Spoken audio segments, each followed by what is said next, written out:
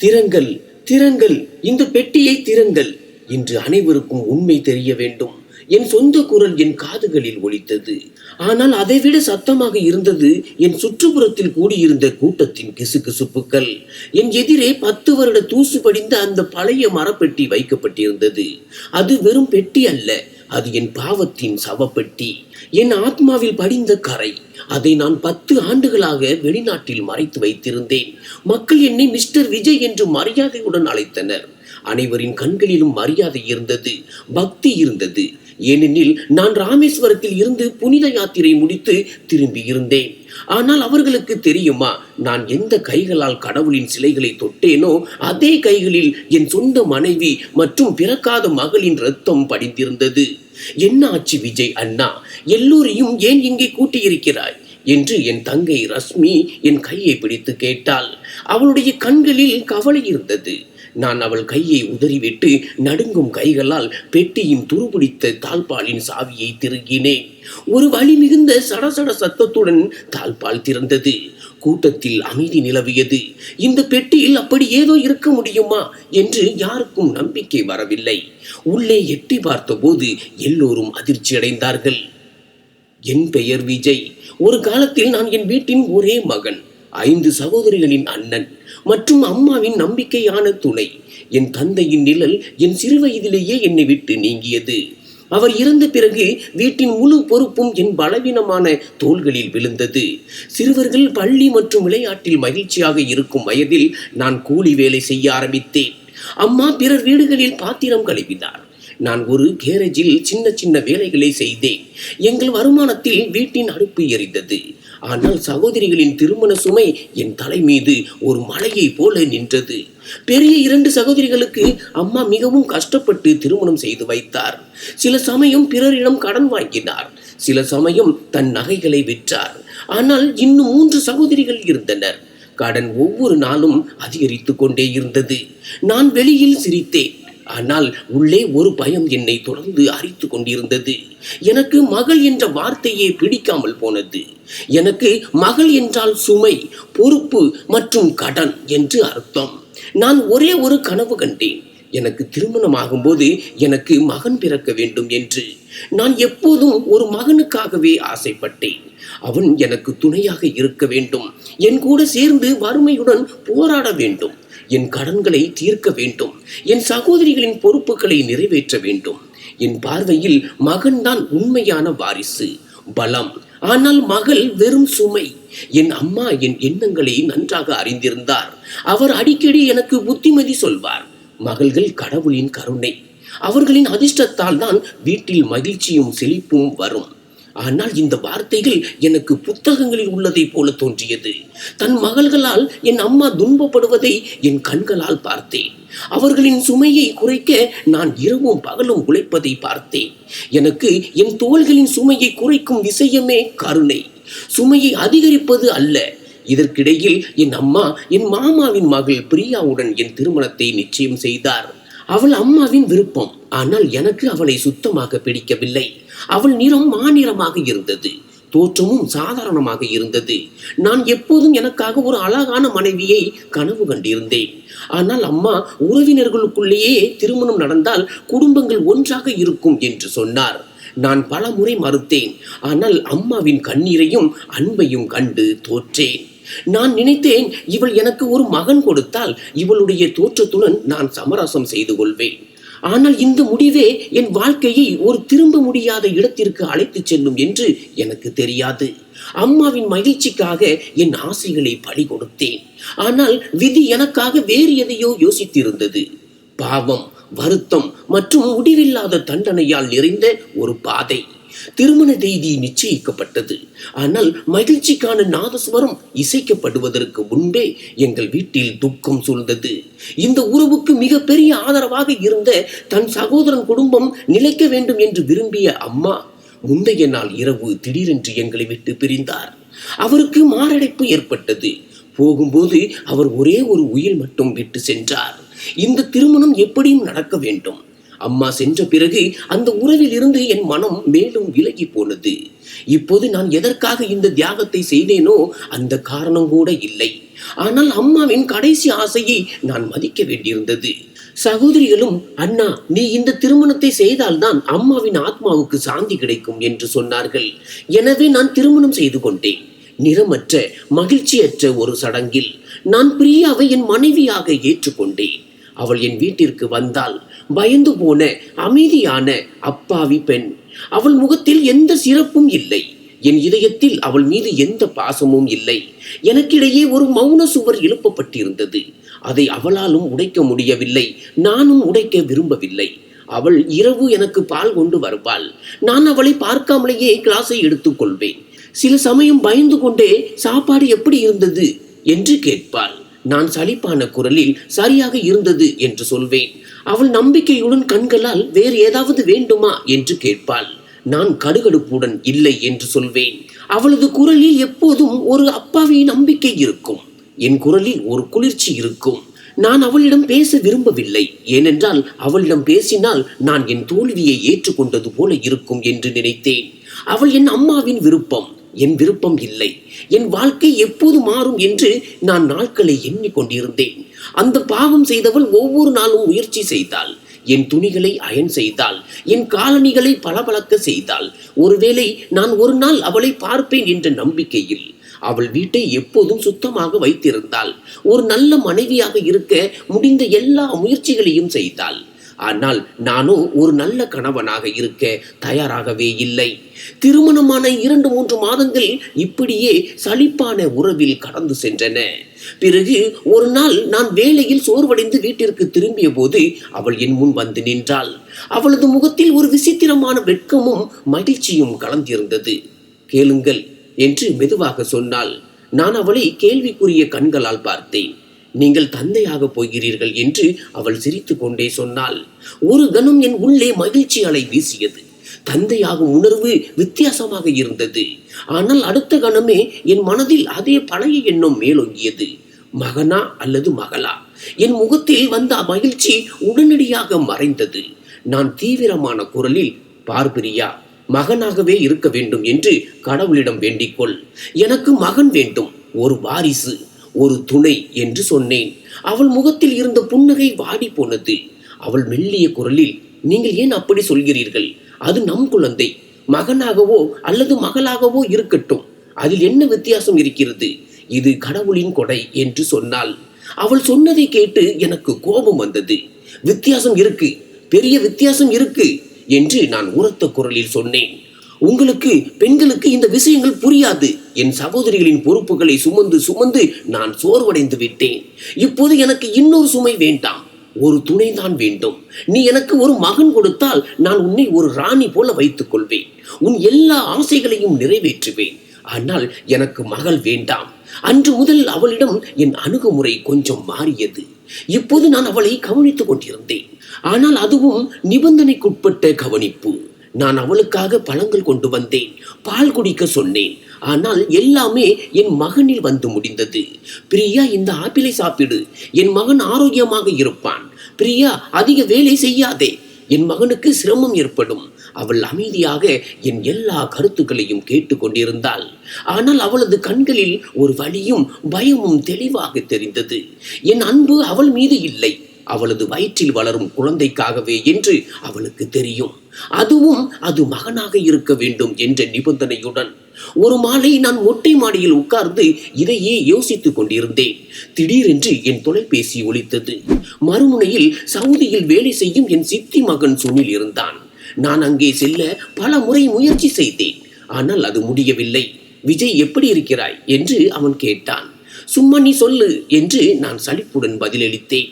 அவன் சிரித்து கொண்டே, அடே நற்செய்தி, உனக்கு விசா கிடைத்து விட்டது, இப்போது நீ வேலைக்கு இங்கு வரலாம் என்றான். இதை கேட்டதும் நான் மகிழ்ச்சியில் குதித்தேன். உண்மையாகவா? ஆம், பணத்தை பற்றி நீ கவலைப்படாதே, நான் எல்லாவற்றையும் கவனித்துக் கொள்கிறேன், நீ வா, கொஞ்சம் கொஞ்சமாக செலுத்திவிடு. என் உள்ளுக்குள் மகிழ்ச்சியின் புயல் திரண்டது. பல வருட உழைப்பும் பிரார்த்தனைகளும் ஒரு நொடியில் பூர்த்தியானது போல இருந்தது. நான் ஓடி கீழே வந்தேன். பிரியா சமையலறையில் வேலை செய்து கொண்டிருந்தாள். நான் அவளது 2 கைகளையும் பிடித்து என்னை நோக்கி திருப்பினேன். அவள் ஆச்சரியப்பட்டாள். பிரியா, கேள், என் சவுதி விசா கிடைத்து விட்டது.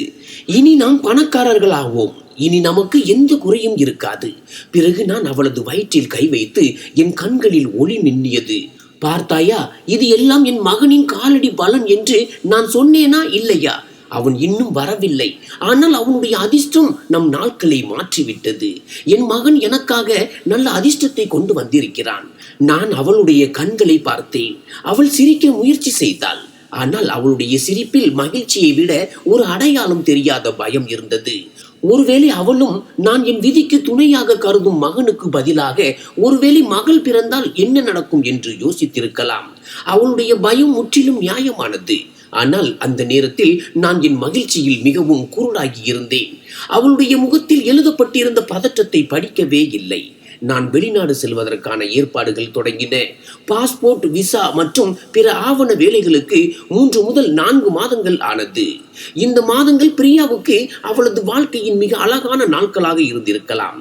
அவளிடம் என் நடத்தை மிகவும் மென்மையாகவும் அன்பாகவும் மாறியது. நான் வேலையிலிருந்து சீக்கிரம் வீட்டிற்கு திரும்பி வந்தேன். அவளுடன் உட்கார்ந்து பேசினேன். அவளுக்காக அவள் விரும்பிய பொருட்களை கொண்டு வந்தேன். என் இந்த அன்பு ஏதோ ஒரு நிபந்தனையின் மீது நிலைத்திருக்கிறது என்பதை நான் அவளுக்கு ஒருபோதும் உணரவிடவில்லை. ஒரு நாள் நான் அவளுக்காக சூடான பாலுடன் ஒரு கப்பை கொண்டு அறைக்குள் சென்றேன். அவள் படுக்கையில் சாய்ந்து ஒரு புத்தகத்தை படித்துக் கொண்டிருந்தாள். என்னை பார்த்து அவள் முகத்தில் ஒரு நிம்மதியான புன்னகை படர்ந்தது. நீங்கள் வந்து விட்டீர்களா? இன்று சீக்கிரம் விடுமுறை கிடைத்து விட்டதா என்று கேட்டாள். நான் சிரித்துக் கொண்டே, ஆம், வேலையில் மனம் ஈடுபடவில்லை. உன் அருகில் வரலாம் என்று நினைத்தேன் என்று சொன்னேன். நான் கப்பை அவளை நோக்கி நீட்டி, இதை குடி, நம்முடைய சின்ன இளவரசனுக்கு பலம் கிடைக்கும். நான் வெளிநாட்டில் இருக்கும்போது நீதான் அவனை பார்த்து கொள்ள வேண்டும் என்று சொன்னேன். அவள் கப்பை பிடித்து கொண்டாள். ஆனால் அவளது கண்கள் என் மீது நிலைத்திருந்தன. சில நொடிகள் நின்றுவிட்டு அவள் மெல்லிய குரலில், இளவரசி பிறந்தால் நீங்கள் அவளை நேசிக்க மாட்டீர்களா என்று கேட்டாள். அவளது இந்த கேள்வி ஒரு அம்பை போல என் இதயத்தை தாக்கியது. அவள் எப்படி அப்படி நினைக்க முடியும் என்று எனக்கு கோபம் வந்தது. நான் சற்று கடுமையான தொனியில், அப்படி பேசாதே பிரியா, அப்படி எதுவும் நடக்காது. என் மனம் சொல்கிறது மகனாகவே பிறப்பான் என்று. கடவுள் என் இவ்வளவு பிரார்த்தனைகளை வீணாக விடமாட்டார் என்று சொன்னேன். அவள் அமைதியானாள். மெதுவாக பாலை குடிக்க ஆரம்பித்தாள். அவளது கண்களில் மீண்டும் அதே பயம் தெரிந்தது. அதை நான் அந்த நேரத்தில் புறக்கணித்தேன். நான் என் சொந்த கற்பனையான மகிழ்ச்சியின் உலகில் மிகவும் மூழ்கி இருந்தேன். அதனால் உண்மை எனக்கு தெரியவில்லை. காலத்துக்கு சிறகுகள் முளைத்தது போல நான் செல்லும் தேதி நெருங்கியது. விமான பயணத்திற்கு சில நாட்களுக்கு முன்பு என் மனதில் ஒரு விசித்திரமான பதற்றம் ஏற்பட தொடங்கியது. நான் என்னை சமாதானப்படுத்த விரும்பினேன். நான் நினைப்பது போலவே எல்லாம் நடக்கும் என்று என் மனதை ஆறுதல் படுத்த விரும்பினேன். அன்றிரவு நான் பிரியாவிடம், கேள் பிரியா, நான் போவதற்கு முன் நாம் மருத்துவரிடம் போக வேண்டும் என்று விரும்புகிறேன். ஒரு ஸ்கேன் செய்து பார்க்கலாம். ஒரு முறை நம் குழந்தையை திரையில் பார்த்தால் மனதுக்கு சமாதானம் கிடைக்கும் என்று சொன்னேன். அவள் கொஞ்சம் பதறி போனாள். எல்லாம் சரியாக இருக்கிறதா? திடீரென்று ஏன்? நான் அவளது கையை பிடித்து, எல்லாம் சரியாக இருக்கிறது, கடவுளுக்கு நன்றி. என் மகனை ஒரு முறை பார்த்தால் போதும், எனக்கு நிம்மதி கிடைக்கும் என்று சொன்னேன். நான் மகன் என்ற வார்த்தையை அழுத்தி சொன்னேன். இதை கேட்டு அவள் சற்று அமைதியானாள். அடுத்த நாள் புறப்பட தயாரானாள். அடுத்த நாள் நாங்கள் இருவரும் மருத்துவமனைக்கு வெளியே உட்கார்ந்திருந்தோம். என் இதயம் வேகமாக துடித்துக் கொண்டிருந்தது. மகிழ்ச்சியும் நம்பிக்கையும் இருந்தது. பிரியாவின் முகத்திலும் நிம்மதி இருந்தது. சிறிது நேரம் கழித்து எங்கள் எண் வந்தது. நாங்கள் மருத்துவரின் அறைக்குள் சென்றோம். மருத்துவர் பிரியாவை படுத்துக் கொள்ள சொன்னார். ஸ்கேன் செய்ய ஆரம்பித்தார். அறையில் இயந்திரத்தின் ஒளி பரவியது. என் கண்கள் மானிட்டரில் நிலைத்திருந்தன. அங்கே சில விசித்திரமான கோடுகள் அசைந்து கொண்டிருந்தன. நான் பதட்டத்துடன், டாக்டர் அம்மா, எல்லாம் சரியாக இருக்கிறதா என்று கேட்டேன். மருத்துவர் சிரித்தார். ஆம், குழந்தை முற்றிலும் சரியாக இருக்கிறது. அதன் வளர்ச்சியும் நன்றாக இருக்கிறது. நான் உடனடியாக கேட்டேன், மகனா அல்லது மகளா என்று சொல்லுங்கள். என் குரலில் ஆர்வம் தெரிந்தது. மருத்துவர் என்னை உற்று பார்த்து, அதில் என்ன வித்தியாசம்? மகனாகவோ அல்லது மகளாகவோ இருக்கட்டும், அது கடவுளின் கொடை. குழந்தை ஆரோக்கியமாக இருக்கிறது, அது போதாதா என்று கேட்டார். அவரது பேச்சின் கடுமை ஒரு கணம் என்னை வெட்கப்பட வைத்தது. ஆனால் நான் என் பிடிவாதத்தில் இருந்தேன். நான் வேகமாக ஒரு பொய் சாக்கு சொன்னேன். ஆமாம் டாக்டர், நீங்கள் சொல்வது முற்றிலும் சரி. உண்மையில் நாங்கள் குழந்தைக்கு ஷாப்பிங் செய்ய வேண்டும். ஆடைகள், பொம்மைகள் போன்றவை. நான் இன்னும் சில நாட்களில் வேலைக்காக வெளிநாட்டிற்கு சென்று விடுவேன். அதனால் இப்போதே தயாராகி விடலாம் என்று நினைத்தேன். மருத்துவர் ஒரு நீண்ட மூச்சு விட்டு மீண்டும் திரையை பார்த்தபடி சொன்னார், வாழ்த்துக்கள், உங்கள் வீட்டிற்கு லட்சுமி வரப்போகிறார். இந்த 3 வார்த்தைகளும் எனக்கு ஒரு மின்னல் தாக்குதலை விட குறைவானது அல்ல. லட்சுமி வரப்போகிறார். இந்த வார்த்தைகள் என் காதுகளில் யாரோ கருகிய கண்ணாடியை கொட்டியது போல ஒலித்தது. என் உடல் முழுவதும் மரத்து போனது. மருத்துவமனையின் சுவர்கள் என் மீது இடிந்து விழுவது போல் உணர்ந்தேன். மருத்துவரின் குரல், இயந்திரத்தின் சத்தம் எல்லாம் மெதுவாக விலகி சென்றன. யாரோ என் காலடியில் இருந்து நிலத்தை இழுத்து விட்டதை போல உணர்ந்தேன். என் எல்லா கனவுகளும் எல்லா நம்பிக்கைகளும் ஒரு நொடியில் நொறுங்கி போயின. என் அருகில் உட்கார்ந்திருந்த பிரியாவின் முகத்தில் ஒரு சிறிய ஒளி இருந்தது. அவளுடைய கண்களில் மகிழ்ச்சி கண்ணீர் இருந்தது. அவள் நடுங்கும் உதடுகளால், ஜெய் ஸ்ரீ கிருஷ்ணா, நம் மகள் வருவாள் என்று சொன்னாள். அவள் என் பக்கம் பார்த்தாள். ஒருவேளை நான் அவளது மகிழ்ச்சியில் பங்கு கொள்ள வேண்டும் என்று அவள் விரும்பி இருக்கலாம். ஆனால் என் முகத்தில் இருந்த மரண அமைதியை பார்த்து அவளுடைய புன்னகை அங்கேயே நின்றது. திரும்பி செல்லும் பாதை ஒரு தண்டனை போல இருந்தது. ஆட்டோவில் நாங்கள் இருவரும் மௌனமாக உட்கார்ந்திருந்தோம். பிரியா மீண்டும் மீண்டும் ஏதாவது சொல்ல வாயை திறந்தாள். ஆனால் என்னை பார்த்துவிட்டு மீண்டும் மௌனமாகிவிட்டாள். என் மூளை செயலிழந்து போனது. எனக்கு என் வெளிநாட்டு வேலை, பணம் எல்லாம் வீணாக தோன்றியது. எனக்கு மீண்டும் ஒரு சுமை மட்டுமே தெரிந்தது. இன்னொரு பொறுப்பு, அதே கடன், அதே கவலைகள், அதே இழிவுகள் எல்லாம் ஒரு திரைப்படத்தை போல என் கண்களின் முன் ஓடியது. வீட்டின் வாசலில் ஆட்டோ நின்றது. நான் வாடகை கொடுத்துவிட்டு பின்னால் பார்க்காமல் வேகமாக உள்ளே சென்றேன். பிரியா எப்படி இறங்கினாள் அல்லது பின்னால் என்ன நடந்தது என்று கூட நான் பார்க்கவில்லை. நான் அவளை அங்கேயே விட்டுவிட்டேன். நான் அவளது பிறக்காத மகளை என் இதயத்தில் இருந்து ஏற்கனவே வெளியே தூக்கி எறிந்தது போலவே. வீட்டிற்குள் நுழைந்தவுடன் பிரியா ஓடி வந்து என் அருகில் வந்தாள். அவளது கண்கள் அழுது அழுது வீங்கி இருந்தன. அவள் என் கையை பிடிக்க முயற்சி செய்தாள். நடுங்கும் குரலில் சொன்னாள், கேளுங்கள், நீங்கள் எங்கே போனீர்கள்? நான் மிகவும் பயந்து போனேன். நான் கையை உதறிவிட்டு கத்தினேன். விலகியிரு என்னிடமிருந்து. அவள் தேம்பி தேம்பி அழ ஆரம்பித்தாள். நீங்கள் ஏன் இப்படி அமைதியாகி விட்டீர்கள்? மகள் கடவுளின் கொடை. பாருங்கள், நம் வீட்டிற்கு லட்சுமி வரப்போகிறாள். என் கோபம் எங்கிருந்தோ வெடித்து கிளம்பியது. இவள் லட்சுமி இல்லை, இது ஒரு பெரும் சுமை. இது என் மீதமுள்ள வாழ்க்கையையும் பாழாக்கிவிடும். என் குரல் அவ்வளவு சத்தமாக இருந்தது. பிரியா பயத்தில் 2 அடிகள் பின்னால் சென்றாள். நான் அவளை நோக்கி நகர்ந்தேன். முதலில் கண்ணாடியில் உன் முகத்தை பார். என் வார்த்தைகள் மங்கி போயின. நீ என்ன பெரிய தேவதையா? இப்போது ஒரு மகளை பெற்றெடுத்து என் பார்வையில் மேலும் கீழிறங்க விரும்புகிறாயா? இந்த வார்த்தைகள் ஒரு பெண்ணுக்கு எவ்வளவு பெரிய வலியை கொடுக்கும் என்று எனக்கு அந்த நேரத்தில் தெரியவில்லை. அவளது முகத்தில் நிறம் வந்து சென்றது. யாரோ அவளது இருப்பின் மீது ஆசிட் வீசியது போல. அவள் விம்ம ஆரம்பித்தாள். இது என் கையில் இல்லை, இது கடவுளின் விருப்பம். நீங்கள் ஏன் இப்படி சொல்கிறீர்கள்? பாருங்கள், அந்த மகளின் காலடியில் தான் நீங்கள் வெளிநாடு செல்ல காரணம் கிடைத்தது. நம் குழந்தை அதிர்ஷ்டசாலி என்று நீங்கள் தானே சொன்னீர்கள். அவளது இந்த வாதங்கள் என்னை மேலும் பைத்தியக்காரனாக்கியது. அவள் சரியாக சொல்லிக் கொண்டிருந்தாள். அவள் சரியாக இருப்பது எனக்கு பொறுக்கவில்லை. நான் ஒரு மகனின் எதிர்பார்ப்பில் விசா எடுத்தேன். இப்போது உண்மை தெரிய வந்தபோது இது அதிர்ஷ்டம் அல்ல, மோசடி என்று தெரிந்தது. எனக்கு மகள் வேண்டாம், எனக்கு சுமை வேண்டாம். புரிந்து கொண்டாயா? என் கோபம் கட்டுப்பாட்டை இழந்தது. இப்போது அவளது கழுத்தை நெரித்து விடலாம் என்று உணர்ந்தேன். அந்த பெண் என் எல்லா பிரச்சனைகளுக்கும் மூல காரணமாக இருந்தவள். இப்போதே முடித்து விடலாமா? ஆனால் பிறகு நான் நினைத்தேன், அப்படி செய்தால் எல்லோரும் என் மீது சந்தேகம் கொள்வார்கள். நான் சுவரில் பலமாக குத்தினேன் மற்றும் வீட்டை விட்டு வெளியேறினேன். நான் தெருக்களில் பைத்தியம் போல் சுற்றி கொண்டிருந்தேன். எல்லா இடங்களிலும் சிரித்து விளையாடும் குழந்தைகளை பார்த்தேன். ஒவ்வொரு மகளும் எனக்கு ஒரு சுமையாக தோன்றினாள். என் சிறுவயது நினைவுக்கு வந்தது. என் சகோதரிகளின் திருமணங்கள், கடன்களின் சுமை, அம்மாவின் கவலைகள் எல்லாம் என் கண்களுக்கு முன்னால் சுழன்றன. நான் ஒரு டீ கடையில் அமர்ந்தேன். தலையை 2 கைகளாலும் பிடித்து என் விதியை பழிக்க ஆரம்பித்தேன். அடே விஜய், எல்லாம் சரியா?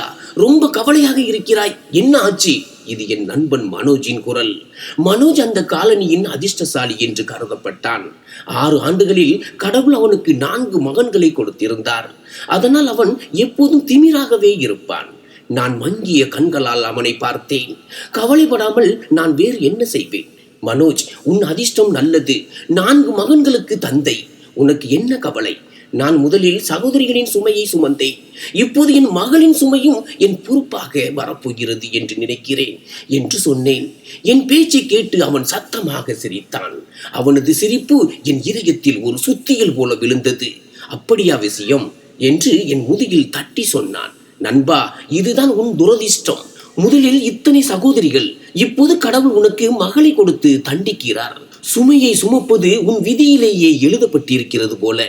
துரதிர்ஷ்டம் மற்றும் தண்டனை, இந்த இரண்டு வார்த்தைகளும் என் மூளையில் ஒலிக்க ஆரம்பித்தன. ஒவ்வொரு வார்த்தையும் எனக்கு உண்மையாக தோன்றியது. உண்மையாகவே இது எல்லாம் ஒரு தண்டனை தான். என் கௌரவம், என் பொறுப்புகள், இப்போது இந்த மகள் எல்லாம் தண்டனையாகவே தோன்றியது. மனோஜும் மற்ற நண்பர்களும் சிரித்தார்கள். அவர்களின் சிரிப்பு ஒரு மகளுக்கு தந்தையாவது சமுதாயத்தில் எவ்வளவு பெரிய குறையாக கருதப்படுகிறது என்பதை எனக்கு சொன்னது. நான் அங்கிருந்து எழுந்து நின்றேன். தலை சுற்றியது. ஆனால் என் உள்ளுக்குள் இருந்த புயல் இப்போது அடங்கிவிட்டது. அதற்கு பதிலாக ஒரு குளிர்ச்சியான பயங்கரமான அமைதி இடம் பிடித்தது. மனோஜ் சரியாகத்தான் சொன்னான். இது ஒரு தண்டனை. அந்த தண்டனைக்கு காரணம் என் வீட்டில் உட்கார்ந்திருக்கும் அதே பெண்தான்.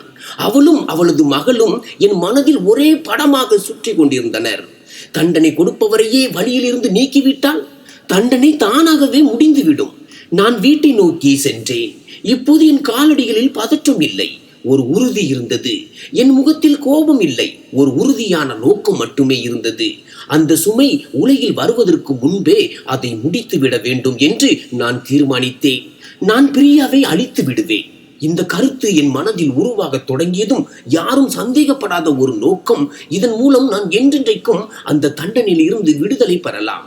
மனோஜின் விஷமான வார்த்தைகளை கேட்டு வீடு திரும்பிய போது என் உள்ளே இருந்த மனிதன் இறந்து விட்டான். அவனுக்கு பதிலாக ஒரு கொடிய மிருகம் உட்கார்ந்திருந்தது.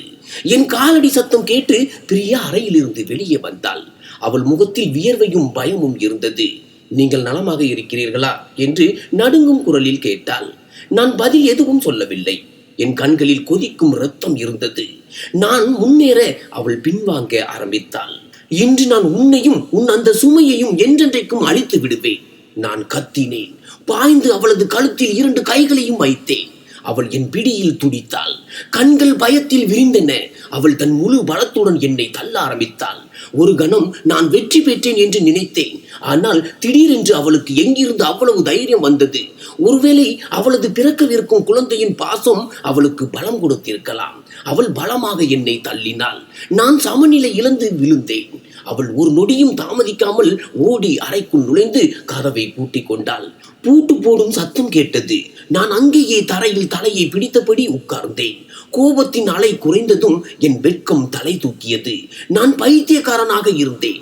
நான் அவளை அங்கேயே கொன்றிருந்தால் நேரடி சாட்சியங்கள் எனக்கு எதிராக போயிருக்கும். என் சகோதரிகள் அழுது கொண்டிருப்பார்கள். கடன்கள் அப்படியே இருக்கும். இல்லை, அவளை இந்த மாதிரி கொல்லக்கூடாது. அவளுக்கு யாருக்கும் சந்தேகம் வராத ஒரு மரணத்தை கொடுக்க வேண்டும். நான் முற்றிலும் பாதுகாப்பாக இருக்க வேண்டும் என்று நான் என்னுள் சொல்லிக் கொண்டேன். என் மனதில் வெளிநாட்டு பணம், ஒரு புதிய வாழ்க்கை, ஒரு அழகான மனைவி மற்றும் மகன்கள் என்ற கனவு சுழன்றது. அந்த கனவை நனவாக்க அந்த பெண்ணையும் அவளது மகளையும் வழியில் இருந்து அகற்ற வேண்டியது அவசியம் என்று உணர்ந்தேன். அப்போது என் மனதில் ஒரு சாத்தானின் எண்ணம் வந்தது. விஷம். ஆம், விஷம்தான் மிக சிறந்த வழி. அமைதியான நிம்மதியான மரணம் மற்றும் ஒரு சடலம். சடலத்திற்கு அந்த பழைய பெட்டியே சரியாக இருக்கும். நான் அவளை அந்த பெட்டிக்குள் வைத்து பூட்டி விடுவேன். பிறகு அவள் யாருடனோ ஓடிவிட்டாள் என்று எல்லோரிடமும் சொல்வேன். அந்த ஏழை சாதாரணமாக இருக்கும் பெண்ணை மக்கள் நம்புவார்களா? அல்லது வெளிநாடு செல்லும் ஒரு கட்டாய கணவனை நம்புவார்களா? திட்டம் தயாராக இருந்தது. இப்போது அதை செயல்படுத்துவது மட்டுமே பாக்கி. ஆனால் அதற்கு முதலில் பிரியாவின் நம்பிக்கையை வெல்ல வேண்டியது அவசியம். நான் எழுந்து அறையின் கதவை தட்டினேன். என் குரலில் வருத்தமும் துக்கமும் நிரம்பி வழிய பிரியாவிடம் சொன்னேன். பிரியா, தயவு செய்து கதவை திற. நான் மிகப்பெரிய தவறு செய்து விட்டேன். நான் மிகவும் பார்வை இழந்து விட்டேன். ஆனால் உள்ளிருந்து எந்த பதிலும் வரவில்லை. அவளது அழுகை சத்தம் மட்டுமே கேட்டது. நான் கதவறையில் உட்கார்ந்து அழுகை நாடகம் செய்ய ஆரம்பித்தேன். என்னை மன்னித்து விடு பிரியா. நீயும் நம் குழந்தையும் இல்லாமல் என்னால் வாழ முடியாது. நான் பைத்தியக்காரத்தனம் செய்தேன். இப்போதுதான் எனக்கு புரிந்தது. மகளும் கடவுளின் கொடைதான். நான் பார், அவள் வருவதற்கு முன்பே எனக்கு வெளிநாட்டு விசா கிடைத்து விட்டது. என் அதிர்ஷ்டத்தை துரத்திவிட்ட நான் ஒரு குருடன் என்று சொன்னேன். இப்போது நான் என் மகளை மிகவும் நேசிப்பேன். நாம் இருவரும் சேர்ந்து அவளை வளர்ப்போம். தயவு செய்து ஒரு வாய்ப்பு கொடு. மணி நேரம் நான் இப்படியே கதவின் அருகில் உட்கார்ந்து மன்னிப்பு கேட்டு வாக்குறுதிகள் அளித்து சத்தியங்கள் செய்து கழித்தேன். கடைசியில் உள்ளே இருந்து தாழ்பால் திறக்கும் மெல்லிய சத்தம் கேட்டது. கதவு லேசாக திறந்தது. அவள் வீங்கிய முகத்துடன் வெளியே எட்டி பார்த்தாள். நான் உடனடியாக அவளது காலில் விழுந்து அவள் காலை பிடித்து கொண்டேன். என்னை மன்னித்து விடு. அவள் ஒரு அப்பாவியான நேர்மையான பெண். என் இனிமையான வார்த்தைகளில் அவள் வீழ்ந்தாள். அவள் என்னை தூக்கினாள். அவளது கண்களில் என் மீது வெறுப்பு இல்லை, மாறாக கருணை இருந்தது. அவள் என்னை மன்னித்து விட்டாள். அடுத்த 2 நாட்களுக்கு நான் ஒரு நல்ல கணவனாக நடித்தேன். நான் அவளை பிரியமாக கவனித்தேன். அவளுக்காக காலை உணவு தயாரித்தேன். அவளது தலையில் எண்ணெய் வைத்தேன். அவளது வயிற்றில் கை வைத்து எங்கள் வரவிருக்கும் குழந்தையுடன் பேசினேன். நான் அவளுக்காக புதிய ஆடைகள் வாங்கி கொடுத்தேன். இது நம் குழந்தை சார்பாக அதன் அம்மாவுக்கான பரிசு என்று சொன்னேன். அந்த பாவம் செய்தவள் முற்றிலும் என் வலையில் சிக்கி கொண்டாள். அவளது பயம் மறைந்து விட்டது. அவள் மகிழ்ச்சியுடன் நான் வெளிநாடு செல்வதற்கான ஏற்பாடுகளை செய்ய ஆரம்பித்தாள். அவள் எனக்கு பிடித்த உணவுகளை சமைத்தாள். என் பின்னாலேயே சுற்றினாள். நான் வெளிநாடு செல்வதற்கான டிக்கெட் உறுதி செய்யப்பட்டு விட்டது. இப்போது என் வேலையை செய்ய வேண்டிய நேரம் வந்தது. விமான பயணத்திற்கு முந்தைய இரவு நான் சமையலறைக்கு சென்றேன். அவளது பாலை சூடாக்கினேன். என் சட்டை பையில் இருந்து அன்று ஒரு நாட்டு வைத்தியரின் கடையில் இருந்து வாங்கிய அந்த சிறிய பாட்டிலை எடுத்தேன். சுற்றிலும் பார்த்தேன். யாரும் பார்க்கவில்லை என்று உறுதியான பிறகு நான் அந்த சீசாவில் உள்ள விஷம் முழுவதையும் பாலில் கலக்கினேன். ஸ்பூனால் நன்றாக கலக்கினேன். பிறகு நான் அந்த கப்புடன் அறைக்குள் நுழைந்தேன். அவள் படுக்கையில் உட்கார்ந்து சிரித்து கொண்டு எனக்காக காத்திருந்தாள். அவளது முகத்தில் முழுமையான நிம்மதியும் நம்பிக்கையும் இருந்தது. பிரியா என்று அவள் அருகில் உட்கார்ந்து அன்புடன் சொன்னேன்.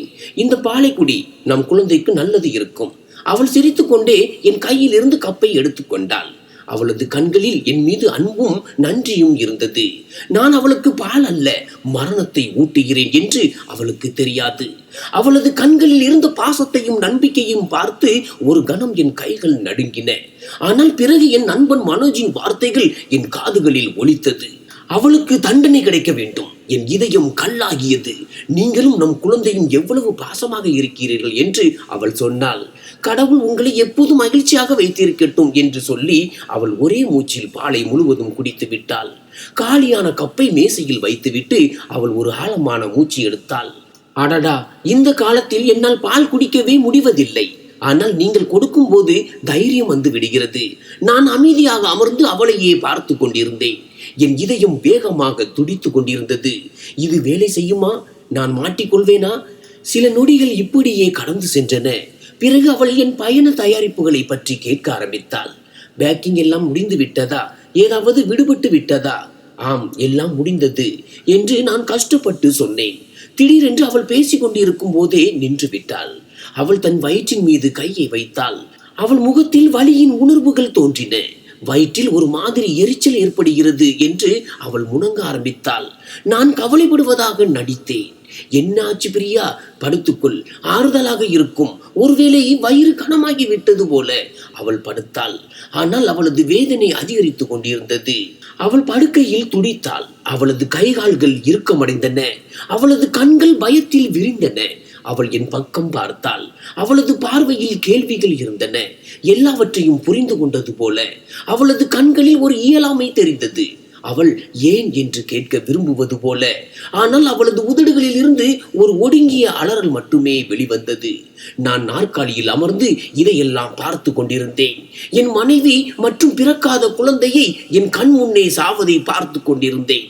கொஞ்சம் நேர துடிப்பிற்கு பிறகு அவளது உடல் தளர்ந்து போனது. எல்லாம் அமைதியாகிவிட்டது. நான் சிறிது நேரம் அங்கேயே உட்கார்ந்திருந்தேன். பிறகு அவள் அருகில் சென்று நாடி துடிப்பை பார்த்தேன். மூச்சு இருக்கிறதா என்று உணர முயற்சி செய்தேன். எதுவும் இல்லை.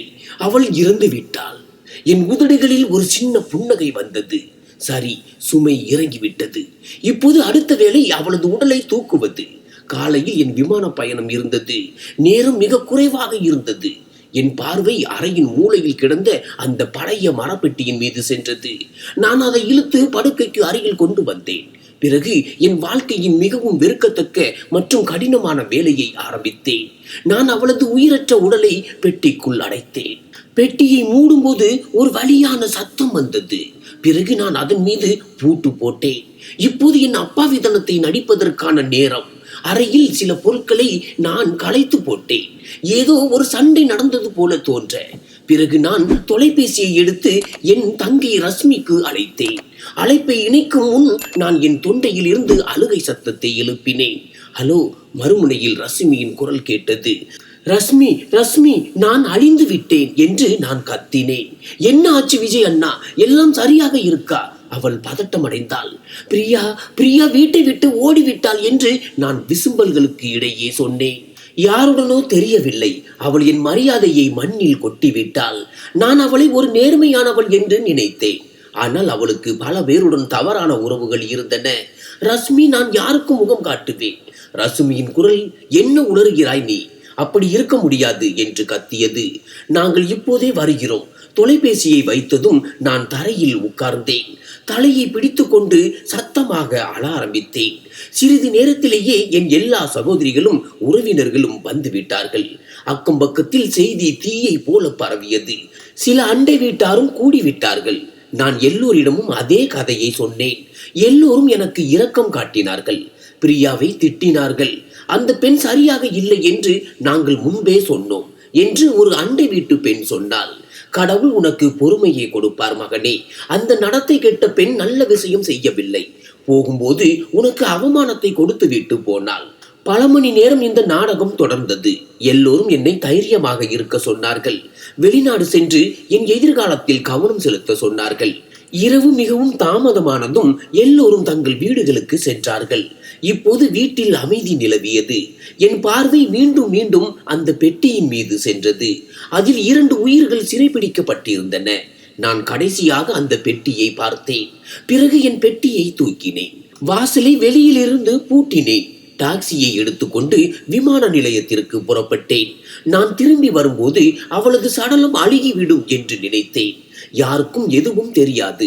நான் ஒரு வெற்றிகரமான மனிதனாக திரும்பி வந்து புதிய வாழ்க்கையை தொடங்குவேன். என் கடந்த காலத்தை அந்த பெட்டியில், அந்த வீட்டில் என்றென்றைக்கும் பூட்டிவிட்டேன். ஆனால் அதுதான் என் தவறு என்று நான் நினைக்கிறேன். வெளிநாட்டின் கடுமையான வெயிலும் எல்லையற்ற உழைப்பும் என் உடலை சோர்வடைய செய்தது. ஆனால் என் ஆத்மாவுக்கு சற்று ஆறுதல் அளித்தது. நான் என்னை வேலையில் மூழ்கடித்தேன். பகலில் கட்டுமான தளத்தில் கூலி வேலை செய்தேன். இரவில் கேரேஜில் வேலை செய்தேன். எனக்கு ஒரே ஒரு நோக்கம்தான் இருந்தது, பணம்.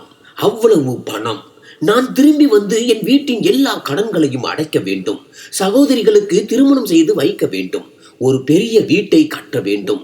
ஒரு அழகான பெண்ணை திருமணம் செய்து கொள்ள வேண்டும். ஒவ்வொரு மாதமும் நான் வீட்டிற்கு பணம் அனுப்பினேன். முதலில் எல்லா கடன்களும் அடைக்கப்பட்டன. பிறகு சிறிய சகோதரிகளுக்கு திருமணம் கொண்டாட்டத்துடன் நடைபெற்றது. அக்கம் பக்கத்திலும் உறவினர்களிடத்திலும் என் பெயர் மரியாதையுடன் உச்சரிக்கப்பட்டது. எல்லோரும் விஜய் ஒரு உதாரணம் என்று சொன்னார்கள். தன் சகோதரிகளுக்காக உயிரையே கொடுத்தான். ரஷ்மி தொலைபேசியில், கடவுள் உனக்கு நன்மை செய்வார் விஜய். நீ எங்களை எல்லோரும் பெருமை அடைய செய்தாய். பிரியா போன பிறகு உன் வாழ்க்கையில் வளர்ச்சி மட்டுமே வந்தது. உன் தடை ஏதோ நீங்கியது போல என்று சொன்னபோது நான் லேசான கசப்பான சிரிப்புடன் பதிலளித்தேன். ஆம், கடவுளின் கருணை. உண்மையாகவே நான் என் வாழ்க்கையின் மிகப்பெரிய தடையை அகற்றிவிட்டேன்.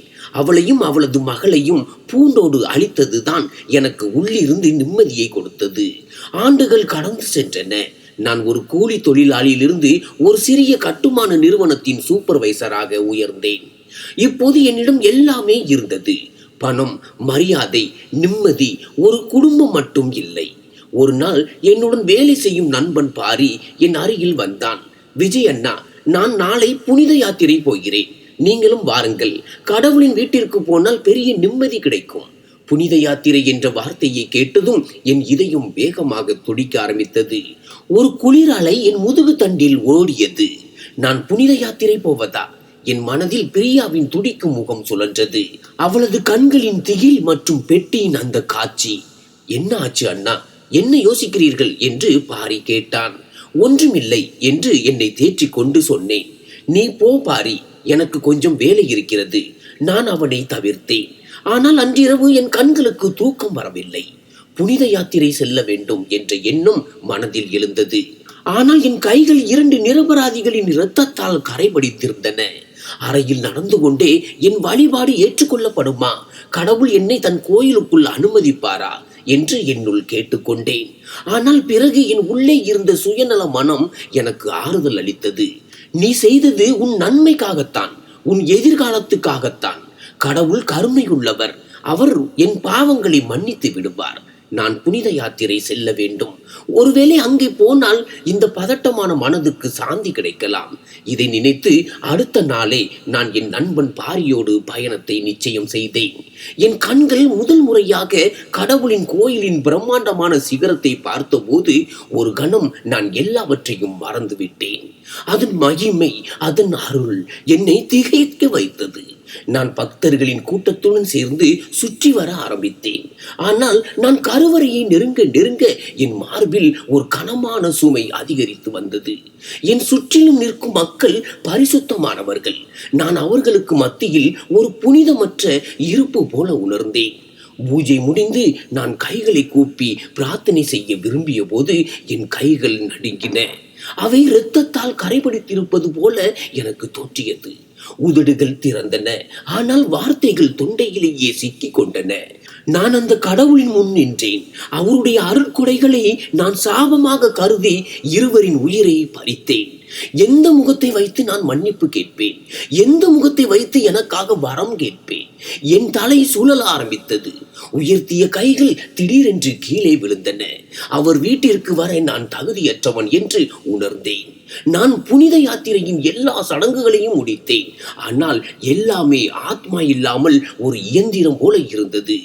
பாரியின் முகம் அமைதியாலும் ஒளியாலும் பிரகாசித்தது. வாவ், இங்கு என்ன ஒரு தெய்வீகம்! மனதுக்கு எவ்வளவு நிம்மதி கிடைத்தது என்று அவன் மகிழ்ச்சியுடன் சொன்னான். நான் தலையை மட்டும் ஆட்டினேன். என் பங்கிற்கு நிம்மதி வரவில்லை. கடவுளின் வீட்டிற்கு வந்த பிறகும் என் ஆன்மாவின் பதற்றம் குறையவில்லை, மாறாக அதிகரித்தது. இது என் பாவங்களின் தண்டனையின் ஆரம்பம். எந்த செல்வத்தாலும் எந்த வெற்றியாலும் மறக்க முடியாத ஒரு தண்டனை. நான் 10 ஆண்டுகளுக்கு முன் புதைத்த என் மனசாட்சி இப்போது விழித்தெழ தொடங்கியது. புனித யாத்திரையிலிருந்து திரும்பி பல ஆண்டுகள் கடந்தன. நான் அளவற்ற செல்வத்தை சேர்த்திருந்தேன். வரவிருக்கும் பல தலைமுறைகள் நிம்மதியாக வாழக்கூடிய அளவுக்கு. ஆனால் மன அமைதி என்ற விஷயம் என் வாழ்க்கையில் இருந்து அழிந்து விட்டது. நான் கடவுளிடம் மன்னிப்பு கேட்டேன். ஆனால் அவர் என்னை மன்னிக்கவில்லை என்று எனக்கு தோன்றியது. என் குற்றம் மிக பெரியது. இரவுகளில் பயங்கரமான கனவுகள் வந்தன. சில சமயம் ஒரு பெண்ணின் அலறல் கேட்டது. சில சமயம் ஒரு சிறிய குழந்தையின் அழுகை சத்தங்கள். நான் பூஜைக்காக உட்காரும் போதெல்லாம் அதே பெண்ணின் உயிரற்ற முகம் என் கண்களுக்கு முன் வந்தது. இந்த செல்வம், இந்த வெற்றி எல்லாம் எனக்கு ஒரு வேதனையாக மாறியது. நான் ஒவ்வொரு மாதமும் என் சகோதரிகளுக்கு பணம் அனுப்பினேன். ஒரு நாள் நான் பணம் அனுப்ப வங்கி கியூவில் நின்றிருந்த போது கவுண்டரில் இருந்த கிளார்க் சிரித்து கொண்டே, விஜய், ஒவ்வொரு மாதமும் இவ்வளவு பணத்தை அனுப்புகிறீர்களா? மனைவி குழந்தைகளுக்காகவா என்று கேட்டார். அவனது அப்பாவியான கேள்வி என் இதயத்தை நிறுத்திவிட்டது போல உணர்ந்தேன்.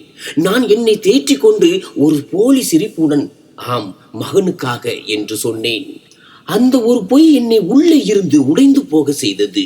மகன், எந்த மகனின் கனவு என்னை கொலையாளி ஆக்கியதோ இன்று அதே பொய்யான இருப்பு என் வெற்றியின் அடையாளமாக மாறியது. அன்று நான் என் அதி ஆடம்பரமான பிளாட்டுக்கு திரும்பிய போது 4 சுவர்களும் என்னை கீற துரத்துவது போல தோன்றியது. நான் எல்லாவற்றையும் சம்பாதித்தேன். ஆனால் ஒரு உண்மையை வாங்க முடியவில்லை. அந்த நொடியில் என் முழு இருப்பும் ஒரு பொய்யின் மீது நிற்பதை நான் ஆழமாக உணர்ந்தேன். அந்த பொய்யின் சுமையை என் ஆத்மா இனி தாங்க முடியவில்லை. வருடம் கடந்தது. ஆனால் என் குற்றம், என் வேதனை மற்றும் என் வருத்தம் என்னுடன் உயிருடன் இருந்தது. நான் ஒரு தொழிலாளியிலிருந்து ஒரு சிறிய கம்பெனியின் சூப்பர்வைசராக கடின உழைப்பால் உயர்ந்தேன். பணம் தண்ணீர் போல வர ஆரம்பித்தது. இப்போது நான் கனவு கண்ட எல்லாமே என்னிடம் இருந்தது, ஒரு குடும்பத்தை தவிர. ஆனால் அதற்காக நான் என் கிராமத்திற்கும் குடும்பத்திற்கும் திரும்பி செல்ல வேண்டியிருந்தது. நான் என்னுள் கடைசி முயற்சி செய்ய முடிவு செய்தேன். இந்த முறை புனித யாத்திரை போவேன். ஒரு புனித பயணியாக மாறுவேன். ஒருவேளை அப்போது கடவுள் என் பேச்சை கேட்கலாம். நான் மீண்டும் கடவுளின் வீட்டிற்கு சென்றேன். ஆனால் இந்த முறை என் நிலைமை முன்பை விட மோசமாக இருந்தது. கோவிலில் உட்கார்ந்து நான் மணிக்கணக்கில் அழுது கொண்டிருந்தேன். கடவுளை திட்டியபடி பிரார்த்தனை செய்தேன். கடவுளே, நான் மிகப்பெரிய பாவம் செய்து விட்டேன், என்னை மன்னித்து விடுங்கள். என் மனம் என்னை துன்புறுத்துகிறது. நிம்மதி என்னை விட்டு வெகு தூரம் சென்று விட்டது. நான் இப்படி அழுது துடிப்பதை பார்த்து என் அருகில் அமர்ந்திருந்த ஒரு வயதான துறவி என்னிடம் கேட்டார். அவர் முகத்தில் அமைதியும் குரலில் கருணையும் இருந்தது. மகனே, நான் பல நாட்களாக உன்னை பார்க்கிறேன். நீ எப்போதும் அழுது கொண்டே இருக்கிறாய். உன் முதுகை உடைத்து அப்படி என்ன கவலை? அவரது பச்சாதாபம் என் மனதின் எல்லா தடைகளையும் அவிழ்த்து விட்டது. நான் அவருக்கு முன் என் முழு கதையையும் சொன்னேன். ஸ்கேன் எடுத்தது முதல் அந்த பெண்ணுக்கு விஷம் கொடுத்து பெட்டியில் அடைத்தது வரை நான் எதையும் மறைக்கவில்லை. எல்லாவற்றையும் கேட்ட பிறகு அவர் ஒரு நீண்ட மூச்சு விட்டு சொன்னார், மகனே, நீ பெரிய பாவம் செய்து விட்டாய். மிகவும் பெரிய குற்றம். அதன் தண்டனை கடுமையானது. ஆனால் தண்டனை வைத்த அதே இறைவன் கருணை உள்ளவரும் கூட. உண்மையான பிராயச்சித்தத்தின் கதவு ஒருபோதும் மூடப்படாது.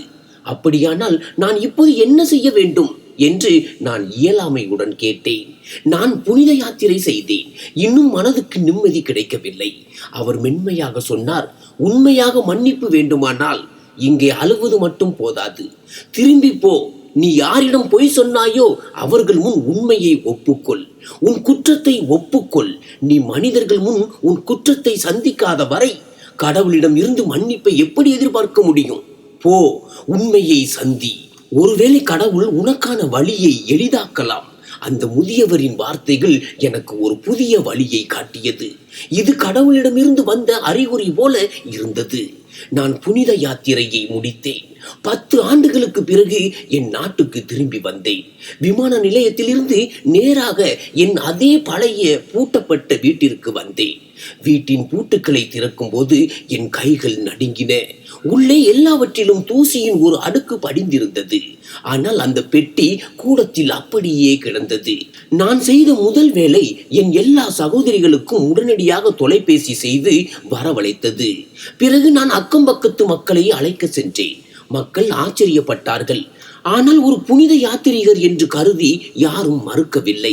எல்லா உறவினர்களும் அக்கம் பக்கத்து மக்களும் சேர்ந்த போது நான் அவர்களுக்கு முன் நின்றேன். எல்லோரும் எனக்கு வாழ்த்து சொல்லிக் கொண்டிருந்தார்கள். நீங்கள் அனைவரும் என்னை சுவாமி என்று அழைக்கிறீர்கள். என் குரல் உடைந்தது. ஆனால் என் புனித யாத்திரையும் ஏற்றுக்கொள்ளப்படவில்லை. எனக்கு பிராயச்சித்தமும் இல்லை. நான் ஒரு குற்றவாளி, ஒரு கொலையாளி. சபையில் அமைதி நிலவியது. என் மனைவி பிரியா ஓடி போகவில்லை என்று நான் கத்தினேன். நான் அவளை கொன்றுவிட்டேன். இன்று முதல் 10 ஆண்டுகளுக்கு முன் சவுதி போவதற்கு முந்தைய இரவில் நான் அவளுக்கு விஷம் கொடுத்தேன். அவளது சடலத்தை அந்த பெட்டியில் அடைத்தேன். நான் பெட்டியை நோக்கி சைகை காட்டினேன். மக்கள் முகங்கள் நம்பிக்கையின்மையால் நிரப்பப்பட்டன. என் சகோதரிகள் அதிர்ச்சியில் நின்றிருந்தார்கள். என் பக்கத்து வீட்டு அண்ணன் சஞ்சய் முன் வந்து, ஏ விஜய், உன் புத்தி சரியாக இருக்கிறதா? இந்த பெட்டியில் சடலம் இருந்திருந்தால் 10 ஆண்டுகளில் முழு சுற்றுப்புறமும் துர்நாற்றத்தால் இருந்திருக்கும். இங்கு ஒருபோதும் அப்படி ஒரு துர்நாற்றம் கூட வரவில்லையே. இல்லை, நான் உண்மையை சொல்கிறேன், ஆதாரத்தை காட்டுகிறேன். நான் கூட்டத்தை கிழித்து கொண்டு பெட்டிக்கு அருகில் சென்றேன். பையிலிருந்து துருபிடித்த சாவியை எடுத்து நடுங்கும் கைகளால் பூட்டை திறந்தேன். ஒரு கடாக்கு போன்ற சத்தத்துடன் பெட்டியின் மூடி திறந்தது. எல்லோரின் மூச்சும் நின்றது. நான் ஆழமாக மூச்சு எடுத்து பெட்டியின் மூடியை தூக்கினேன். உள்ளே இருந்த காட்சியை கண்டு என் உணர்வு பறிபோனது. பெட்டி முற்றிலும் காலியாக இருந்தது. சடலமும் இல்லை, எலும்பும் இல்லை. வெறும் ஒரு பழைய மடிந்த காகித துண்டு கிடந்தது. இது எப்படி இருக்க முடியும் என்று நான் முணுமுணுத்தேன். நான் இதில்தான். மக்கள் என்னை பைத்தியக்காரன் என்று நினைக்க ஆரம்பித்தார்கள். ஒருவர், பார்த்தாயா, இதில் எதுவும் இல்லை என்று நாங்கள் சொன்னோமா இல்லையா என்று சொன்னார். நான் நடுங்கும் கைகளால் அந்த காகிதத்தை எடுத்து திறந்தேன். அதில் பிரியாவின் சொந்த எழுத்தில் ஏதோ எழுதப்பட்டிருந்தது. நான் படிக்க ஆரம்பித்ததும் என் காலடியில் இருந்த பூமி விலகியது. அதில் எழுதப்பட்டிருந்தது, விஜய், நீங்கள் என்னை கொன்று விடுவீர்கள் என்று எனக்கு தெரியும். நீங்கள் விஷத்தின் பாட்டிலை கொண்டு வந்த போதே நான் உங்களை பார்த்து விட்டேன். நீங்கள் குளிக்க சென்ற போது நான் அந்த சீசாவில் இருந்து விஷத்தை எடுத்துவிட்டு அதில் சாதாரண தண்ணீரை நிரப்பி விட்டேன். நீங்கள் எனக்கு கொடுத்த பாலில் விஷம் இல்லை, தண்ணீர் இருந்தது. நான் உங்கள் முன் இறப்பது போலவும் துடிப்பது போலவும் நாடகம் செய்தேன். நீங்கள் என்னை இறந்து விட்டதாக நினைத்து இந்த பெட்டிக்குள் அடைப்பீர்கள் என்பதற்காக. நீங்கள் சிறிது நேரம் வெளியே செல்வீர்கள் என்று எனக்கு தெரியும். நான் என் ஒரு தோழியிடம் ஏற்கனவே எல்லாவற்றையும் சொல்லிவிட்டேன். நீங்கள் போனவுடன் அவள் வந்தாள். அவள் பூட்டை திறந்து என்னை இங்கிருந்து வெளியே அழைத்து சென்றாள். என்னை கொல்ல நீங்கள் எந்த குறையும் வைக்கவில்லை. ஆனால் கடவுள் என்னையும் என் மகளையும் காப்பாற்றினார். இப்போது நீங்கள் எல்லா வாழ்க்கையிலும் எங்களை தேடுவீர்கள். ஆனால் நாங்கள் உங்களுக்கு ஒருபோதும் கிடைக்க மாட்டோம். நான் பிரியாவின் அந்த கடிதத்தை படித்து முடித்த போது அங்கிருந்த அமைதி கலைந்தது. கூட்டத்தில் சலசலப்பு ஏற்பட்டது. மக்கள் தங்களுக்குள் கிசுகிசுக்க ஆரம்பித்தனர். அப்போ இவன் உண்மையைத்தான் சொல்லியிருக்கிறான். இவன் நிஜமாகவே அவளை கொல்ல முயற்சி செய்திருக்கிறான். எவ்வளவு கொடுமையான மனிதன்! என் சகோதரிகள் என் அருகில் வந்தார்கள். அவர்களின் கண்களில் கண்ணீர் இருந்தது. ஆனால் இப்போது அவை பச்சாதாபத்திற்காக அல்ல, கோபத்திற்காகவும் வெட்கத்திற்காகவும் இருந்தன. பெரிய தங்கை ரஷ்மி நடுங்கும் குரலில், நீ இவ்வளவு கீழ்த்தரமாக போக முடியுமா விஜய்? நீ எங்களையும் ஏமாற்றினாய். அந்த அப்பாவி பெண் மீது பொய் குற்றம் சாட்டினாய். நாங்களும் உன்னுடன் சேர்ந்து அவளை திட்டினோம். உனக்கு சற்றும் வெட்கம் வரவில்லையா? மக்களின் கண்களில் இப்போது எனக்காக வெறுப்பும் இகழ்ச்சியும் மட்டுமே இருந்தது. நேற்று வரை என்னை மிஸ்டர் விஜய் என்று மரியாதையுடன் அழைத்தவர்கள் இன்று என்னை துருவி பார்த்தார்கள். ஒவ்வொருவராக அங்கிருந்து செல்ல ஆரம்பித்தார்கள். நான் முழங்காலில் விழுந்தேன். கண்களிலிருந்து கண்ணீர் வழிந்தது. ஆனால் அதில் வெறும் வருத்தம் மட்டுமல்ல, ஒரு நம்பிக்கையும் இருந்தது. அவள் உயிருடன் இருக்கிறாள். பிரியா உயிருடன் இருக்கிறாள். என் மகளும் இந்த உலகில் இருக்கிறாள். இந்த உணர்வு என் இறந்த மனதிற்கு உயிரூட்டியது. நான் ஒருவேளை கொலையாளி இல்லை என்றாலும் ஒரு கொலையாளிக்கு சற்றும் குறைந்தவன் அல்ல. நான் யாருடைய வெறுப்பையும் பொருட்படுத்தவில்லை. இப்போது என் உள்ளுக்குள் ஒரே ஒரு தீ இருந்தது. பிரியாவை தேடுவது, என் மகளின் முகத்தை பார்ப்பது மற்றும் அவர்களின் கால்களில் விழுந்து மன்னிப்பு கேட்பது. நான் முதலில் அவளது தாயார் வீட்டிற்கு சென்றேன். அவளது பெற்றோர் இப்போது மிகவும் முதியவர்களாகவும் பலவீனமானவர்களாகவும் இருந்தனர். என்னை பார்த்ததும் அவர்கள் எரிச்சல் அடைந்தனர். இப்போது ஏன் வந்தாய்? 10 ஆண்டுகளுக்கு பிறகு எங்கள் எரிகிற புண்ணில் உப்பை போடுவதற்கா என்று அவளது தந்தை வெறுப்புடன் கேட்டார். நான் அவர்களின் கால்களில் விழுந்து அழுது கொண்டே முழு உண்மையையும் சொன்னேன். நான் அந்த கடிதத்தை அவர்கள் முன் வைத்தேன். உண்மையை அறிந்ததும் அவர்கள் உறைந்து போனார்கள். என் மீது அவர்களுக்கு கோபம் இருந்தது. ஆனால் அதைவிட அதிகமாக தங்கள் மகள் உயிருடனும் நிரபராதியாகவும் இருந்த மகிழ்ச்சி இருந்தது. ஆனால் பிரியா எங்கே இருக்கிறாள் என்று அவர்களுக்கும் தெரியவில்லை. அவள் அவர்களுடனும் எந்த தொடர்பையும் வைத்திருக்கவில்லை. இப்போது என் தேடல் ஒரு வெறியாகிவிட்டது. நான் என் எல்லா பணத்தையும் என் எல்லா சாதனங்களையும் அந்த வேலைக்காக பயன்படுத்தினேன். நான் துப்பறிவாளர்களை வைத்தேன். நகரம் நகரமாக அவளது புகைப்படத்துடன் அலைந்தேன். வாரங்கள் மாதங்களாக மாறின. நான் ஒவ்வொரு நாளும் உடைந்து போனேன். ஆனால் அடுத்த நாள் மீண்டும் ஒரு புதிய நம்பிக்கையுடன் தேடலை தொடங்கினேன். கடைசியில் பல மாத அலைச்சலுக்கு பிறகு பிரியாவுக்கு உதவிய அவளது தோழி மீனாவின் முகவரி எனக்கு கிடைத்தது. நான் பல முறை வேண்டி கேட்டுக்கொண்ட பிறகு அவள் பிரியா எங்கே இருக்கிறாள் என்று சொன்னாள். அவள் நகருக்கு வெளியே ஒரு முதியோர் இல்லத்தில் வேலை செய்கிறாள். அங்கேயே தங்குகிறாள். என் இதயம் வேகமாக துடித்தது. நான் முதியோர் இல்லத்தின் கேட் வழியாக உள்ளே சென்றபோது தூரத்தில் இருந்து அவளை பார்த்தேன். அவள் சாதாரண வெள்ளை சேலையில் ஒரு வயதான மூதாட்டிக்கு தன் கைகளால் உணவு ஊட்டி கொண்டிருந்தாள். 10 ஆண்டுகள் அவளது முகத்தில் சோர்வு மற்றும் போராட்டத்தின் கோடுகளை வரைந்திருந்தன. ஆனால் அவளது கண்களில் இன்னும் ஒரு விசித்திரமான கௌரவமும் சுயமரியாதையும் தெரிந்தது. அவள் எனக்கு முன் இருந்ததை விட இப்போது அதிக அழகுடன் காணப்பட்டாள். நான் நடுங்கும் கால்களுடன் அவள் அருகில் சென்றேன். என் குரல் தொண்டையில் அடைத்தது. பிரியா, அவள் என் குரலை கேட்டாள். திரும்பி பார்த்தாள். ஒரு கணம் அவளது கண்களில் ஆழமான ஆச்சரியம் தெரிந்தது. ஆனால் அடுத்த கணமே அவள் ஒரு கல் போல அமைதியாகிவிட்டாள். அவளது கண்களில் இப்போது பயம் இல்லை, பாசம் இல்லை. வெறும் 10 வருடங்கள் சேகரித்து வைத்திருந்த வலி மற்றும் ஒரு குளிர்ச்சியான சக்தி இருந்தது. நீங்கள் இங்கே என்ன செய்கிறீர்கள் என்று கேட்டாள். அவளது குரலில் எந்த உணர்வும் இல்லை, வெறும் குளிர்ச்சி மட்டுமே இருந்தது. அவளது கடுகடுப்பை பார்த்து நான் உடைந்து போனேன். நான் அங்கேயே அவளது கால்களில் விழுந்து குழந்தை போல தேம்பி தேம்பி அழ ஆரம்பித்தேன். என்னை மன்னித்து விடு பிரியா, கடவுளுக்காக என்னை மன்னித்து விடு. நான் பார்வை இழந்தேன், நான் பைத்தியமாகிவிட்டேன். உனக்கும் என் மகளுக்கும் நான் மிகவும் தீங்கு செய்து விட்டேன். ஒரே ஒரு முறை என் மகளின் முகத்தை காட்டு.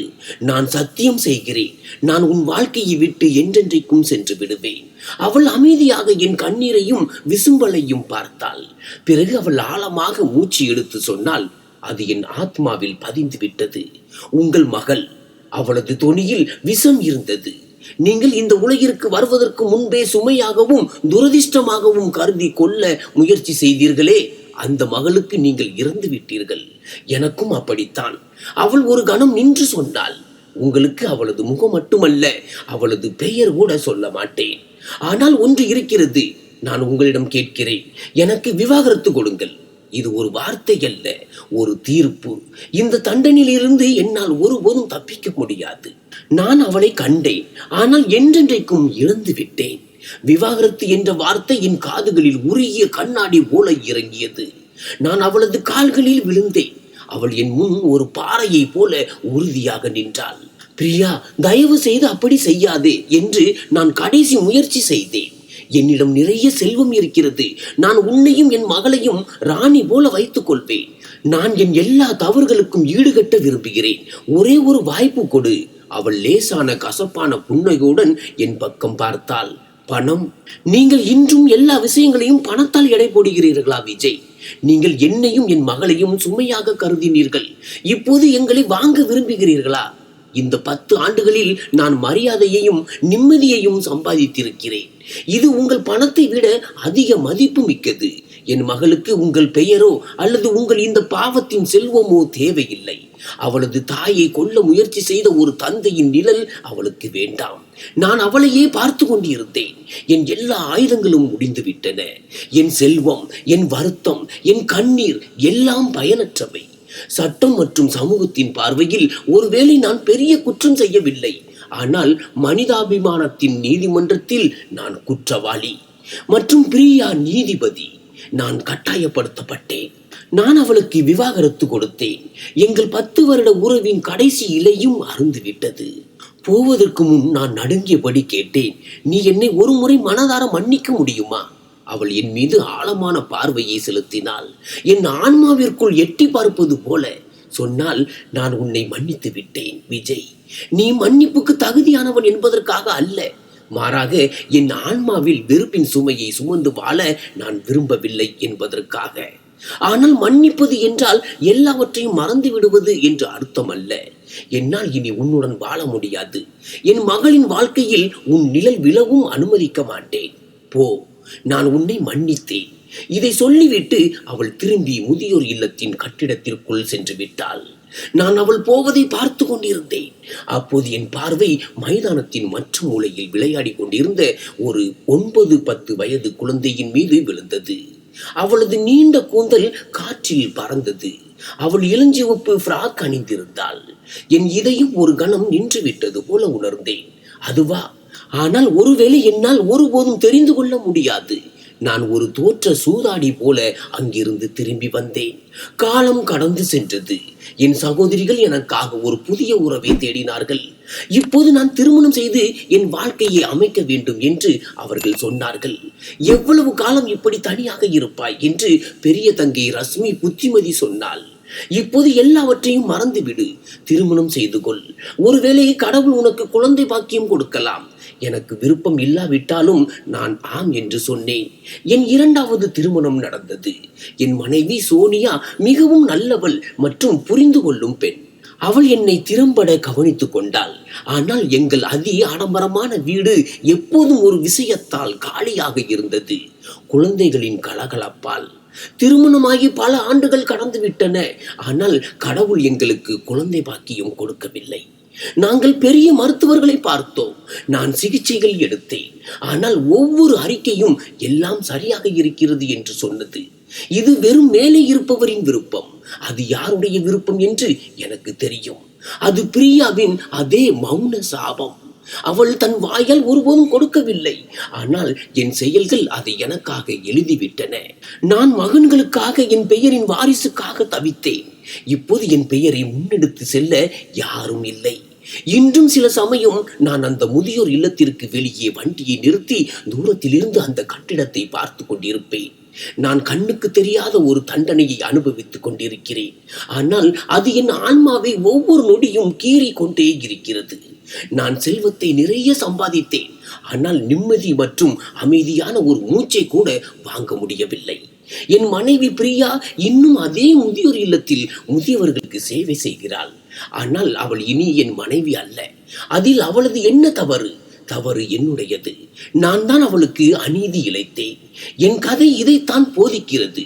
குழந்தை மகளாகவோ அல்லது மகனாகவோ இருக்கட்டும், அது கடவுளின் வரப்பிரசாதம் மற்றும் ஆசீர்வாதம், சுமை அல்ல. எந்த ஆசீர்வாதம் புறக்கணிக்கப்படுகிறதோ அதன் தண்டனை மிக பெரியது. மனிதன் பணத்தால் எல்லாவற்றையும் வாங்கலாம், ஆனால் குழந்தையின் பாக்கியத்தையும் மன அமைதியையும் அல்ல. நான் செய்த தவறை வேறு யாரும் செய்யக்கூடாது. ஏனெனில் அத்தகைய தவறுகளுக்கு மன்னிப்பு ஒருவேளை கிடைக்கலாம், ஆனால் அவற்றின் தண்டனை வாழ்நாள் முழுவதும் அனுபவிக்க வேண்டும்.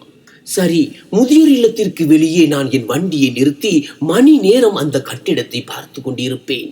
என் கண்கள் ஏதோ அலட்சியப்படுத்தப்பட்ட புண்ணுக்கு மருந்து போடுவது போல. என் இரண்டாவது மனைவி சோனியாவுக்கு என் கடந்த காலத்தின் மிக பயங்கரமான உண்மை தெரியாது. அவள் என் உள்ளே இருந்த வெறுமையை போக்க அனைத்து முயற்சிகளையும் செய்தாள். அவள் ஒரு நல்ல மனிதர். அவளை நான் என் பொய்யான வாழ்க்கையின் சுமையின் கீழ் அழுத்தி வைத்திருந்தேன். ஒரு இரவு நான் சோனியா அருகில் உட்கார்ந்திருந்தேன். அவள் அன்புடன் என் முடியை தடவி கொண்டிருந்தாள். அவளது கண்களில் எனக்காக சுயநலமற்ற அன்பு இருந்தது. திடீரென்று என் உள்ளுக்குள் குற்ற உணர்வின் வெள்ளம் எழுந்தது. அதை நான் பல வருடங்களாக அடக்கி வைத்திருந்தேன். என் காதுகளில் துறவியின் அந்த வார்த்தைகள் ஒலித்தன.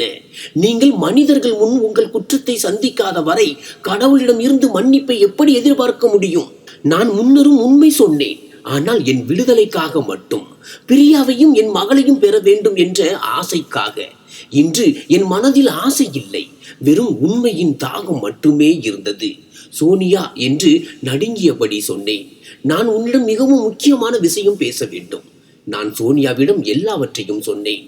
பிரியாவை பற்றிய ஒவ்வொரு விஷயத்தையும், மகனின் ஆசையால் செய்யப்பட்ட அந்த கொடுமையான குற்றம், நண்பன் மனோஜின் விஷமான வார்த்தைகள் மற்றும் பெட்டியில் சடலம் இல்லாத மர்மம். ஒவ்வொரு வார்த்தையும் என் வாயில் இருந்து உடல் உதிரும் போது போல வெளியேறியது. சோனியாவின் முகம் முதலில் அதிர்ச்சியால் வெளுத்தது. பிறகு அவளது கண்களில் எனக்காக ஆழ்ந்த வேதனையும் வெறுப்பும் தெரிந்தது. நீ ஒரு கொலையாளி. அவளது குரல் மிகவும் மெலிதாக ஆனால் கூர்மையாக இருந்தது. நான் கொல்ல முயற்சி செய்தேன் என்று நான் கிசுகிசுத்தேன், ஆனால் வெற்றி பெறவில்லை. ஆனாலும் நான் குற்றவாளி. அவள் எழுந்து என்னை விட்டு விலகி சென்றாள். நான் யாருடன் வாழ்ந்து கொண்டிருந்தேன்? பணத்திற்காகவும் மகனுக்காகவும் தன் மனைவியை புறக்கணித்த ஒரு மனிதனுடன். அவளது நம்பிக்கை நொறுங்கி போயிருந்தது.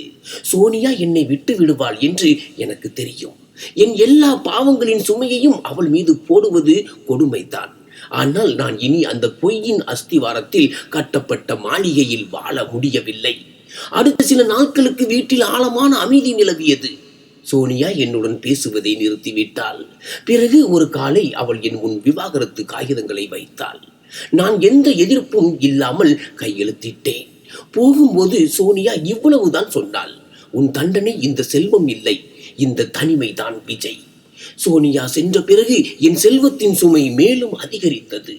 என்னிடம் பணம் இருந்தது, ஆனால் செலவு செய்ய யாரும் இல்லை. நான் ஒரு காலியான வீட்டில் ஒரு காலியான ஆத்மாவுடன் வாழ்ந்து கொண்டிருந்தேன். அப்போதுதான் துறவி சொன்ன பிராயச்சித்தத்தின் வழி உண்மையை ஏற்றுக்கொள்வது மட்டுமல்ல, சேவையின் வழி என்று உணர்ந்தேன். நான் என் எல்லா சொத்துகளையும் விற்றேன். ஒரு பகுதியை என் சகோதரிகளுக்கு கொடுத்தேன்.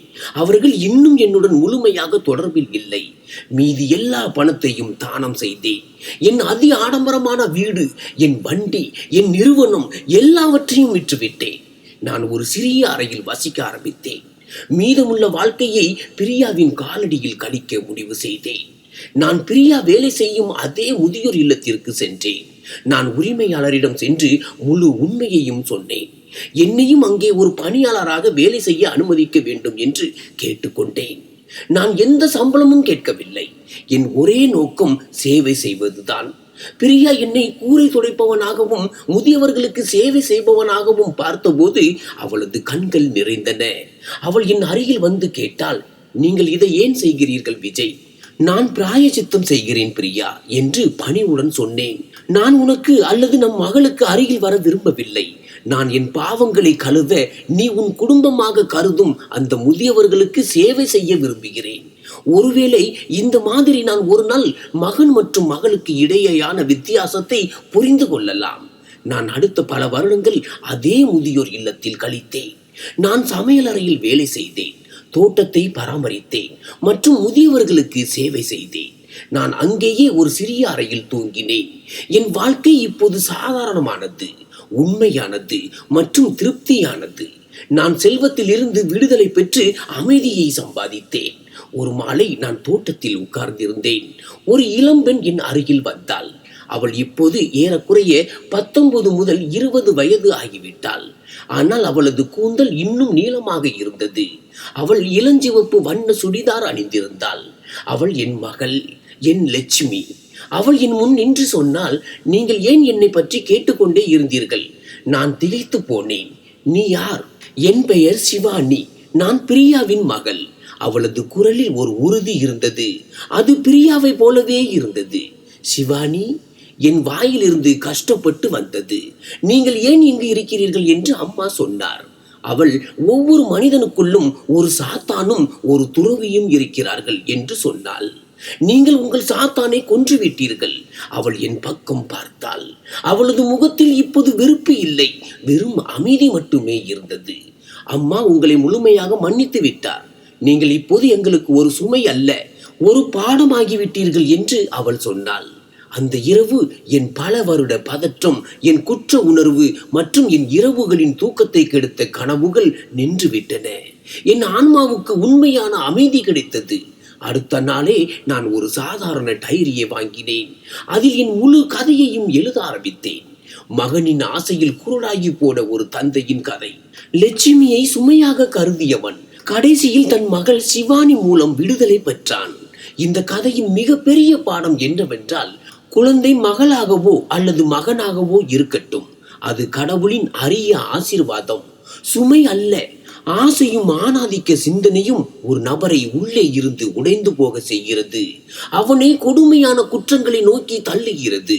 செல்வத்தால் ஒருபோதும் மன அமைதி, உண்மையான அன்பு மற்றும் குழந்தையின் பாக்கியத்தை வாங்க முடியாது. உண்மையான பிராயச்சித்தம் என்பது வெறும் கண்ணீர் சிந்துவது அல்ல, கடவுளிடம் மன்னிப்பு கேட்பது அல்ல. மாறாக நம் பொய்யை ஏற்றுக்கொள்வது மற்றும் சேவையின் மூலம் நம் செயல்களை சீர்திருத்துவது ஆகும். வெறுப்பின் சுமையை சுமந்து வாழ்வது மிக பெரிய தண்டனை. மன்னிப்பதில்தான் உண்மையான விடுதலை இருக்கிறது. பிரியா விஜயை மன்னித்து அதை பெற்றது போல, விஜய் தன் மகன் பாசத்தில் எந்த லட்சுமியை புறக்கணித்தானோ அதே லட்சுமி தான் அவனுக்கு இறுதியில் விடுதலையையும் வாழ்க்கையின் உண்மையான மதிப்பையும் கற்றுக் கொடுத்தாள்.